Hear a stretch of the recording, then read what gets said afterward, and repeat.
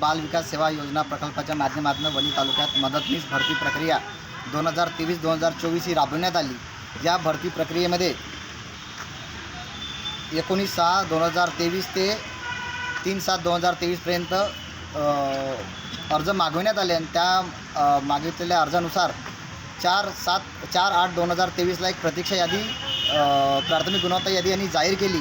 त्या यादीमध्ये बुरकी येथील प्रियंका विजय एकरे यांना 12वीमध्ये 47.69% आहे। मात्र प्राथमिक गुणवत्ता यादी प्रकाशित करत असताना त्यांना 82.46 मार्क दिले आणि त्यांचे सरळ 20 मार्क वाढवण्यात आले। या पद्धतीचा घोळ वणी तालुक्यातील या मदतनीस भरती प्रक्रियेमध्ये झाला आहे। या संदर्भात आम्ही 3/7/2023 रोजी माननीय जिल्हाधिकारी साहेब यवतमाळ आणि मुख्य कार्यकारी अधिकारी जिल्हा परिषद यवतमाळ या दोघांच्याही आम्ही भेटी घेतल्या। या विषयावर त्यांना सांगितलं की ही भरती प्रक्रिया शासन निर्णयानुसारच गुणानुक्रमानुसार पारदर्शकपणे राबविण्यात यावी।